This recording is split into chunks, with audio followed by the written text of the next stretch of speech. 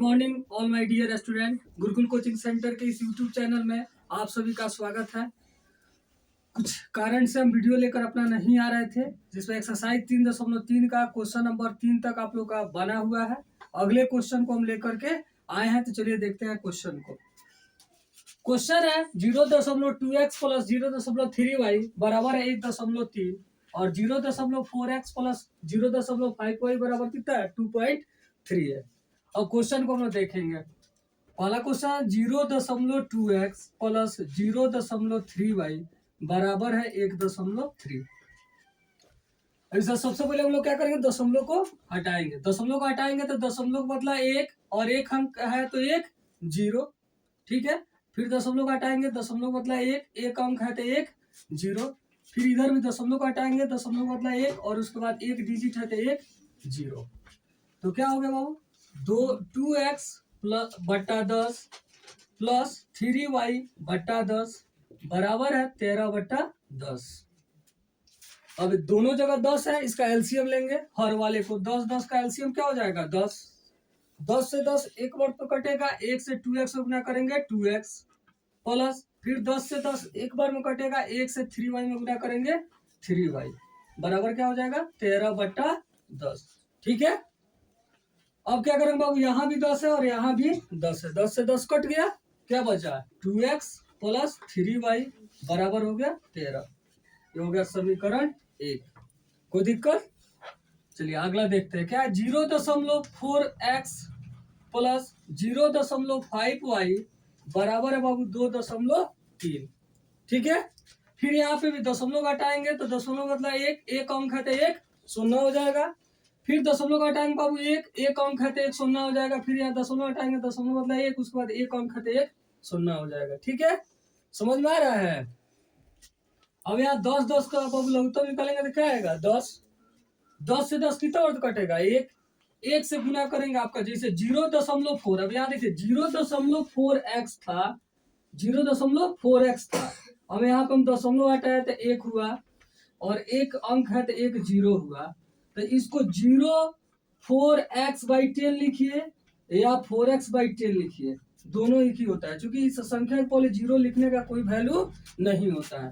तो यहाँ पे हम लोग क्या लिखेंगे, जैसे इसको क्या लिखेंगे 4x/10 प्लस 0.05 लिखिए या 5 लिखिए तो 5y/10 और यहाँ क्या हो जाएगा आपका 23/10। अब यहाँ पे 10 का फिर लघुत्तम निकालेंगे, कितना आएगा 10 से 10 एक बार में जाएगा, 1 से फिर किस पे गुना होगा 4x पे गुना होगा, तो क्या हो जाएगा आपका 4x हो गया। फिर 10 से 10 एक बार तो कटेगा, 1 से 5y में गुना कीजिएगा 5y बराबर 23/10। अभी 10 नीचे और ये अभी 10 नीचे कट गया। अब क्या हो गया आपका इक्वेशन आ गया 4x प्लस 5y बराबर हो गया 23। ये हो गया हमारा समीकरण 2। अब ये जो विधि हम लोग पढ़ रहे हैं इसका क्या नाम है, प्रतिस्थापन विधि। इस विधि का नाम है प्रतिस्थापन विधि। प्रतिस्थापन विधि में हम लोग क्या करते हैं, किसी एक समीकरण को हल करते हैं, या तो समीकरण 1 को या समीकरण 2 को। अगर 1 को हल करेंगे तो उस मान को 2 में रखते हैं, अगर 2 को हल करते हैं तो उसका मान 1 में रखते हैं। हम अभी समीकरण 1 को हल कर रहे हैं, आप चाहें तो अब समीकरण 2 को भी हल कर सकते हैं। समीकरण 1 को हल करें तो आप लिखेंगे समीकरण 1 को हल करने पर, समीकरण 1 को हल करने पर, तो समीकरण 1 क्या है बाबू आपका 2x प्लस 3y बराबर है आपका 13। अब यहाँ पे हम लोग इसको x के बराबर भी कर सकते हैं या y का। हल करने का मतलब होगा किसी एक चर राशि के बराबर करना है, या तो आप इसे x के बराबर कीजिए या इसको y के बराबर कीजिए, किसी एक के बराबर करेंगे। अगर मान लीजिए हम चाहते हैं x के बराबर करेंगे, तो x के बराबर करना चाहते हैं तो 2x को इधर ही रहने देंगे और दूसरे चर राशि को दूसरे साइड में भेज देंगे। जैसे 13 है और प्लस 3y है तो दूसरे साइड में जाएगा तो क्या हो जाएगा -3y। आप चाहते कि y के बराबर करने के लिए तो आप 2x को उधर भेजते हैं, हम x बराबर कर रहे हैं तो +3y है, उधर जाएगा तो क्या हो जाएगा -3y। अब x का अगर वैल्यू यहाँ से निकाले तो x बराबर क्या हो जाएगा बाबू 13 - 3y और 2 यहाँ गुना कर रहा है तो गुना बराबर के दूसरे साइड में जाता है तो क्या करता है भाग करता है। यानी x का वैल्यू क्या हो गया, x इक्वल टू हो गया 13 - 3y/2। 2। अब इसको हम लोग मान लेते हैं समीकरण 3। क्या मानते हैं इसको? समीकरण 3 मानेंगे। अभी हम बताया कि अगर 1 को हल करेंगे बाबू तो हम मान 2 में रखेंगे, अगर 2 को हल करेंगे तो मान 1 में रखेंगे। अभी हम लोग हल किए समीकरण 1 को, समीकरण 1 को, तो इस मान को कहाँ रखेंगे? समीकरण 2 में रखेंगे। तो लिखेंगे समीकरण 3 का मान, समीकरण 3 का मान, समीकरण 1 को हल किया है तो 2 में रखेंगे, समीकरण 2 में रखने पर समीकरण 2 क्या है हम लोग का? तो बाबू क्या है? 4x प्लस 5y बराबर है 23। अब यहाँ पे x का वैल्यू रखना है, तो 4 और जहां x है तो x का तो हम लोग क्या मान रखेंगे?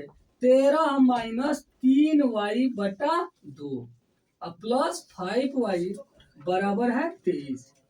अब अगर इससे या कटने वाला है बाबू तो इसको काट देंगे, कटने वाला है ना, 2 एकम 2 और 2 दूनी 4, 2 एकम 2 और 2 दूनी 4।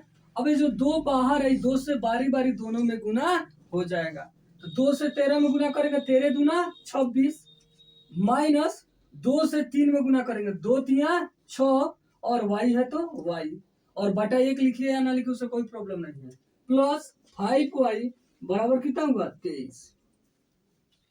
अब यहाँ देखते हैं बाबू 6y और 5y, अगर चिन्ह का बात हम छोड़ दे अभी, तो 6y और 5y पे कौन बड़ा है? 6y बड़ा है। 6y के पहले माइनस साइन है तो क्या लिखेंगे? माइनस। अब ये 6 में से क्या करेंगे बाबू? हम 5 को घटा देंगे, 6 में से इस 5 को घटा देंगे। जब साइन लिख देते हैं तो बड़ा संख्या में से हम लोग क्या करते हैं? छोटा संख्या को घटाते हैं।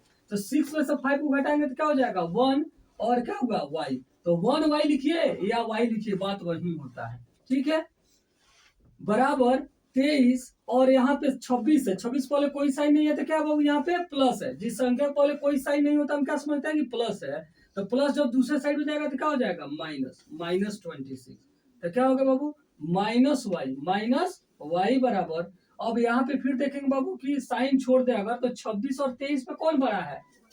तो क्या बड़ा है जी? 26 बड़ा है ना जी। अगर साइन छोड़ दे तो 23 और 26 पे कौन बड़ा है? 26 बड़ा है, और 26 के पहले माइनस साइन है, तो रिजल्ट में जो बड़ा संख्या रहता है उसके पहले जो साइन आता है वही आपका रिजल्ट में साइन आता है।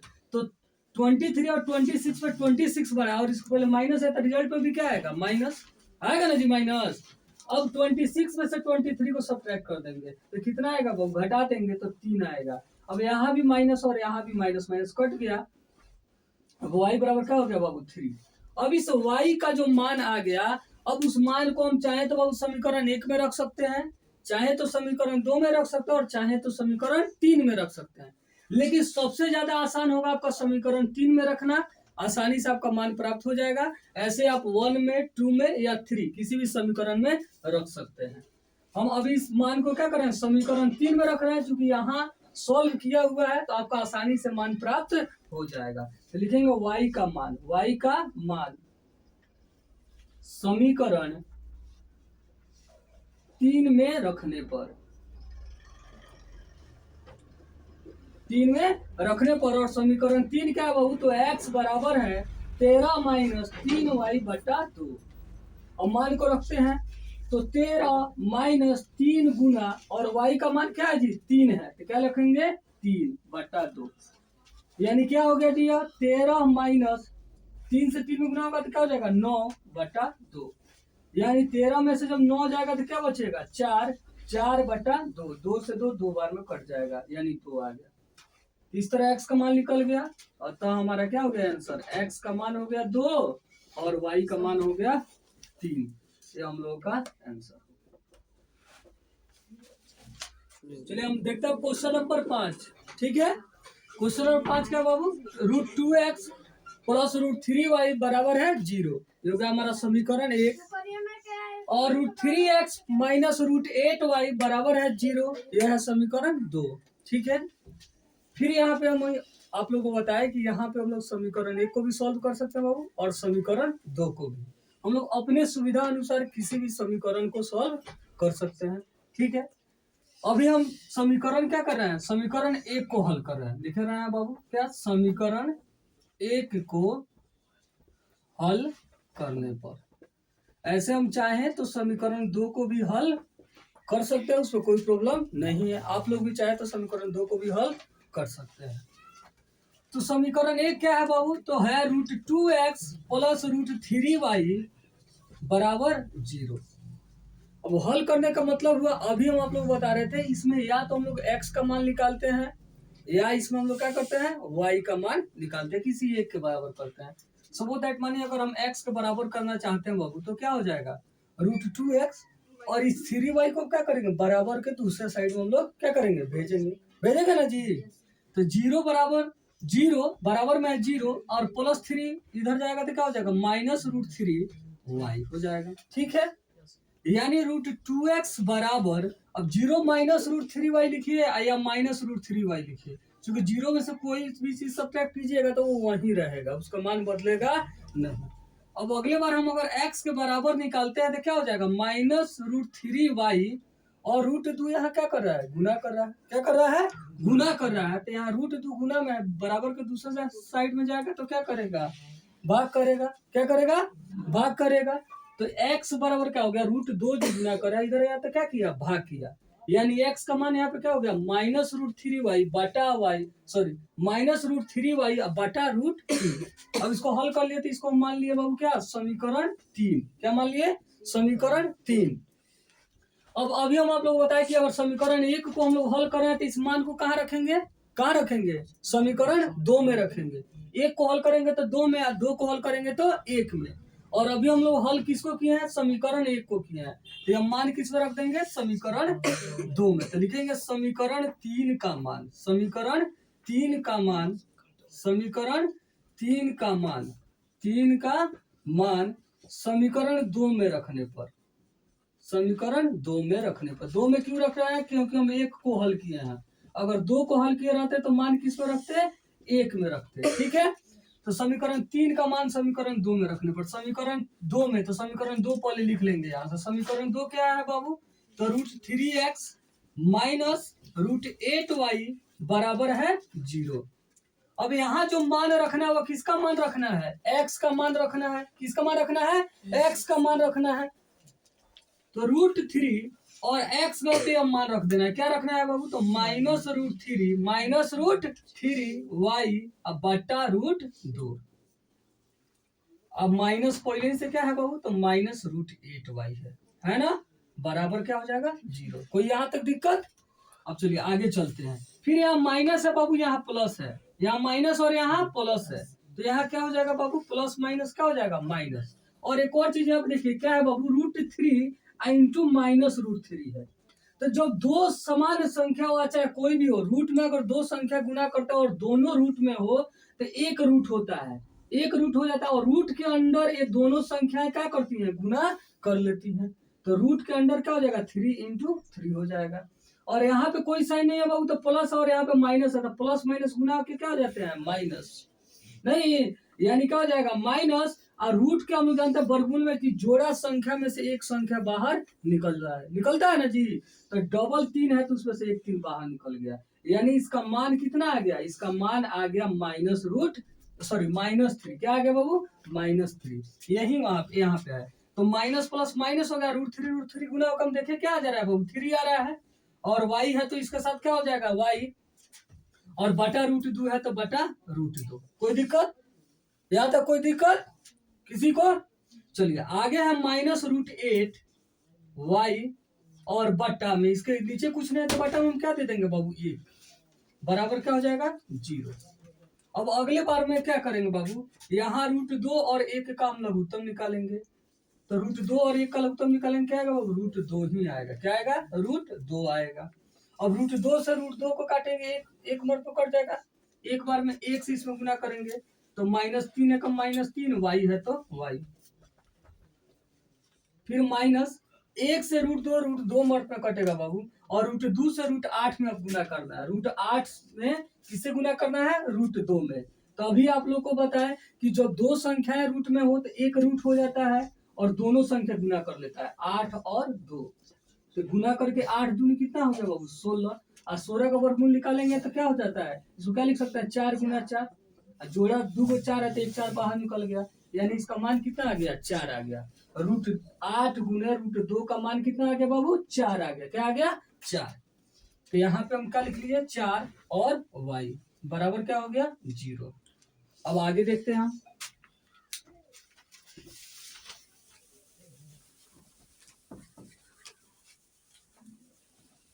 आगे यहाँ से देखेंगे बहुत, यहाँ √2 क्या कर रहा है, भाग कर रहा है। तो दूसरे साइड में जाएगा तो क्या करेगा, गुना। और ऊपर क्या बचेगा, -3y और -4y।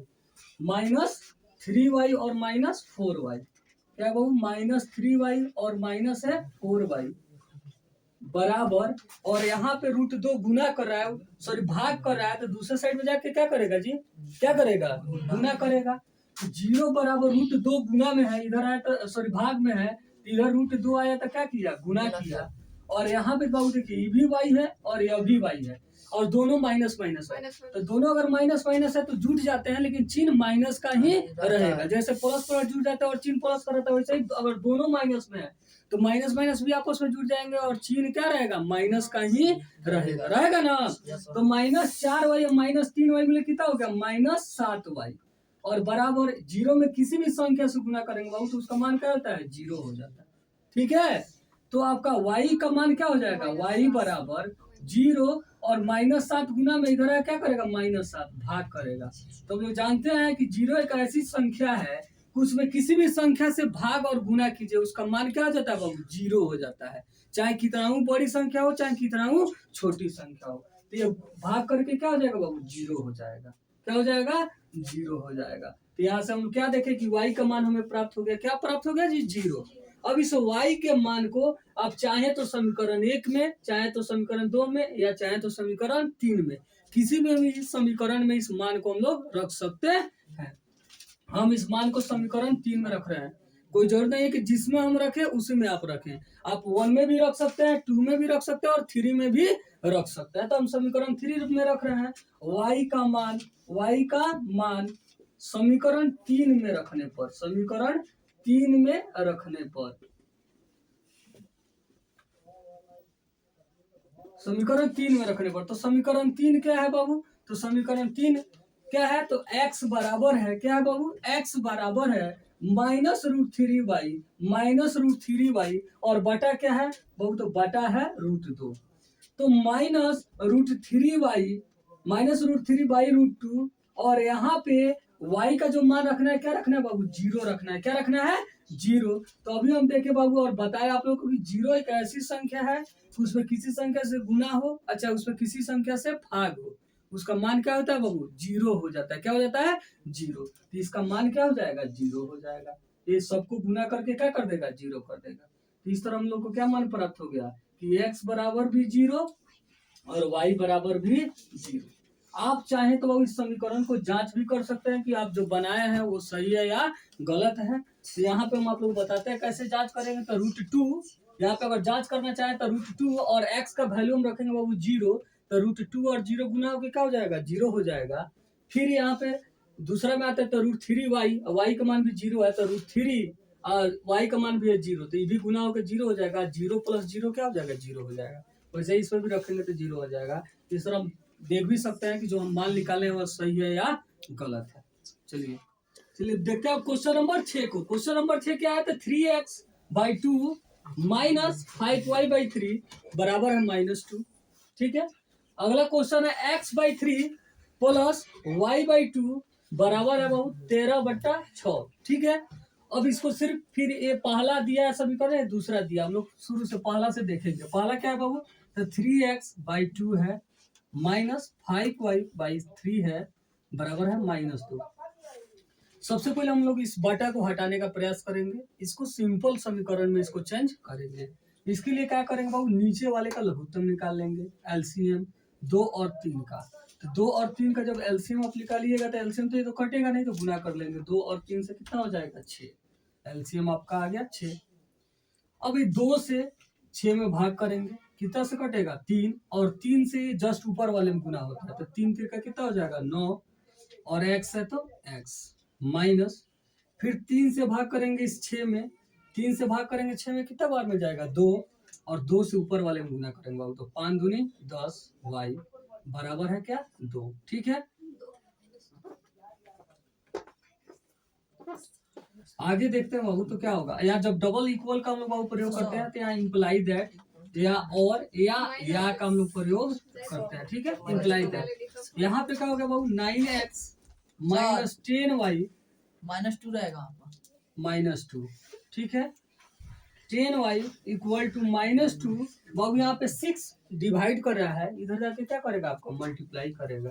ठीक है बाबू, तो क्या होगा बाबू 9x माइनस 10y बराबर। अब यहाँ पे देखिए माइनस मिस्टेक से छूटा हुआ था आपका, माइनस है और प्लस है, तो प्लस माइनस गुना करेंगे तो क्या हो जाएगा बाबू माइनस, और 2 से 6 में मल्टीप्लाई करेंगे तो कितना हो जाएगा 12।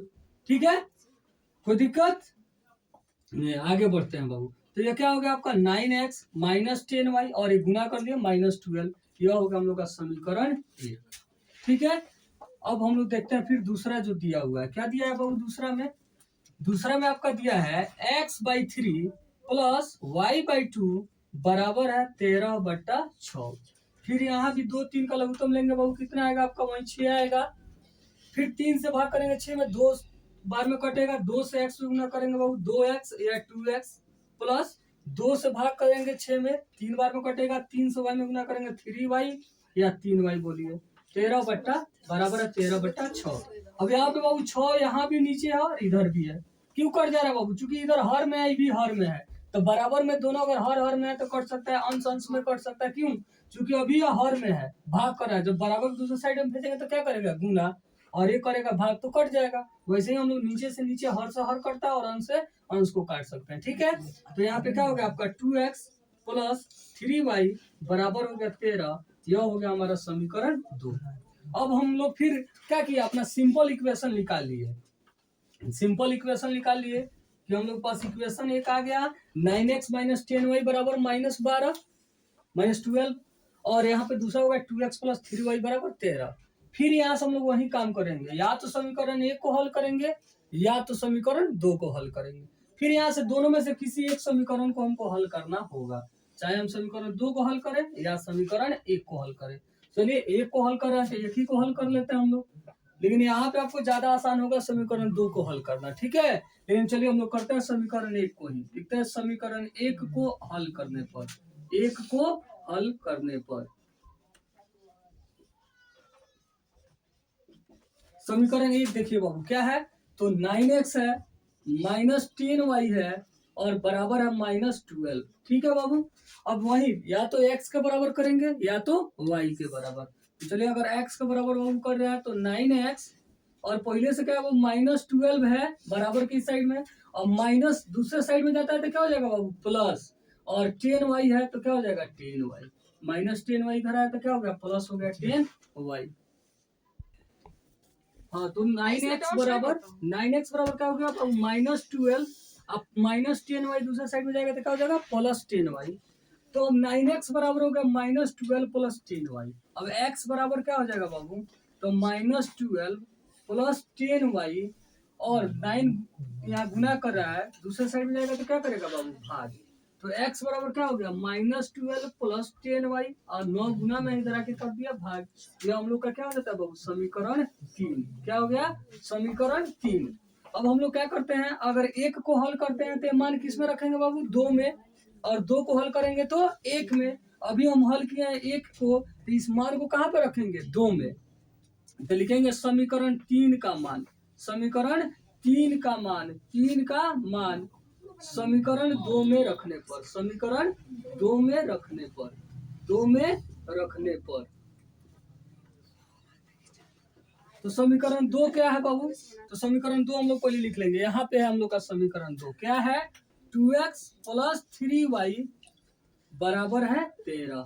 ठीक, अब यहाँ पे 2 और x का वैल्यू हम बाबू पुट करेंगे, तो x का वैल्यू क्या है बाबू, x का वैल्यू पुट यानी रखेंगे, क्या रखना है जी x का वैल्यू -12 प्लस 10y और बटा है 9।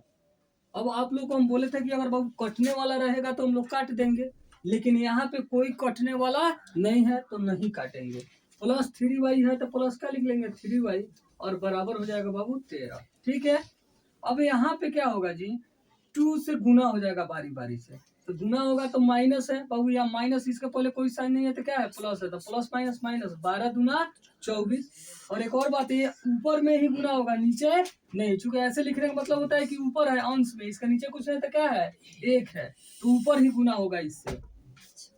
तो 2 से गुना हुआ 12 में, माइनस है और प्लस है तो माइनस, 12 दूना 24। फिर यहाँ बाबू प्लस है तो प्लस, और 2 से फिर 10 में गुना हुआ तो 10 दूनी 20y, और बटा 9 है तो बटा 9 वैसे ही रहेगा। अब प्लस 3y है बाबू, 3y के नीचे कुछ नहीं तो क्या लिख लेंगे हम, 1 बराबर हो गया 13। कोई दिक्कत? चलिए आगे बढ़ते हैं हम लोग। तो बाबू यहाँ पे अब 1 और 9 का लघुत्तम निकालेंगे हम, एलसीएम लेंगे, तो 1 और 9 का एलसीएम लेंगे तो 9 ही आएगा बाबू। 9 से 9 एक पर तो कटेगा, जब एक पर तो कटेगा तो ऊपर जो संख्या है सेम वही रह जाएगा, क्योंकि 1 से किसी भी संख्या हम लोग गुना करते हैं तो उसमें कोई परिवर्तन नहीं होता है, ठीक है। तो कोई परिवर्तन नहीं होगा तो -24 का -24 ही रहेगा, प्लस 20y का प्लस 20y ही रहेगा, और 1 से 9 में भाग करेंगे तो 9 में तो कटेगा, 9 से 3 में गुणा करेंगे तो 9 त्रिका 27y हो जाएगा, और बराबर है 13। अब यहाँ पे अगले स्टेप में बाबू अब 9 इधर गुना कर रहा है, सॉरी भाग कर रहा है, तो बराबर के दूसरे साइड में जाएगा तो क्या करेगा, गुना करेगा, भाग कर रहा है तो उधर जाएगा तो क्या करेगा, गुना, और यहाँ -24 का -24 हो गया बाबू, और 20y और 27y मिले कितना y हो जाएगा, 47y, और 13 और 9 भाग कर रहा है, इधर आके क्या किया, गुना कर दिया। अब यहाँ पे -24 बराबर -24 प्लस का जवाब, -24 प्लस 47y बराबर इतना है। अब -24 प्लस 47y बराबर, इसको पहले गुना कर देंगे बाबू, गुना करेंगे तो कितना हो जाएगा, 117, 13 नवा होता है 117। अब 47y बराबर क्या होगा बाबू, अब इस संख्या को संख्या की तरफ भेज देते हैं, तो माइनस यहाँ पे 117 है, और -24 इधर है तो क्या हो गया, +24 हो गया, -24 उधर गया तो +24 हो गया, तो 47y बराबर क्या हो गया बाबू। अब इसको ऐड कर देंगे, 7 4 11, 1 1 2 1 3 3 1 4, और यहाँ पे क्या हो गया बाबू 1। अब अगले बार में हम लोग यहाँ y का मान हम लोग फाइंड करते हैं, तो क्या हो जाएगा बाबू, y बराबर आपका यहाँ पे क्या बाबू 141 है, क्या है 141 है, और यहाँ पे 47 गुना कर रहा है, तो बराबर के दूसरे साइड में जाएगा तो क्या करेगा, भाग करेगा, इसे काटेंगे बाबू 3 बार में कट जाएगा, आपका y का मान कितना आ जाएगा, 3 आ जाएगा, y का मान क्या आ गया, 3। अब इस y के मान को फिर हम लोग कहाँ रख सकते हैं बाबू, 1 में, 2 में या 3 में, किसी में भी रख के हम लोग क्या कर सकते हैं, x का मान निकाल सकते हैं, लेकिन हम y को मान कहाँ पुट करेंगे बाबू, 3 में। लिख रहे हैं y का मान समीकरण 3 में रखने पर, चलिए बाबू, तो हम लोग समीकरण 3 में रखते हैं, समीकरण 3 हम लोग लिखते हैं, है क्या बाबू, तो समीकरण 3 है x बराबर -12 प्लस 10y बटा में है आपका 9, ठीक है। तो -12 प्लस 10 गुना, और y का मान कितना निकाल चुके हैं बाबू, कितना निकाले हैं जी, 3, तो गुना हो गया आपका 3, और बटा हो गया 9। अब -12 प्लस 10 दिए कितना हो गया बाबू, 30 बटा 9। अब अगले बार में क्या होगा, 30, और 12 में देखें तो कौन बड़ा है बाबू, 30, और 30 के पहले प्लस साइन है तो प्लस ही रहेगा, लेकिन हम लोग प्लस पहले लिखते नहीं है, और 30 में से 12 जाएगा तो क्या हो जाएगा बाबू, 18 बटा 9, 9 से कितना बार तो कट गया, 2, तो ये क्या आ गया बाबू, 2। इसलिए x का मान हम क्या फाइंड कर लिए थे, x का मान 2, और y का मान हो गया आपका 3। इसको भी हम ऐसे जांच करके देख सकते हैं यहाँ पे कि जो मान हमारा जो आया वो सही है या गलत, यहीं पे हम चेक करते हैं बाबू। तो 9x, पहला समीकरण क्या है 9x, तो 9 और x का वैल्यू है 2, तो 9 दूनी कितना हो गया 18, और -10 और y का वैल्यू है 3, तो 10 ये कितना हो जाएगा आपका 30, 12 16 माइनस है तो माइनस, और 30 में से 18 घटेगा क्या जाएगा 12। इस तरह हम क्या देख रहे हैं कि जो मान हमारा निकला है वह सही है। दूसरा में भी देख सकते हैं 2x + 3y बराबर 13, तो 2 और x का वैल्यू है 2, तो 2 2 जा कितना हो जाएगा 4, 2 दूनी 4, और 3y तो 3 गुने है, और y का मान है 3, तो 3 3 जा 9, यानी यह हो गया 2 दूनी 4, और यह 3 3 का 9, तो 9 4 मिले कितना हो गया 13। ऐसा हम देख रहे हैं कि जो हम मान निकाले वो सही है। फिर हम लोग अगले वीडियो में अगले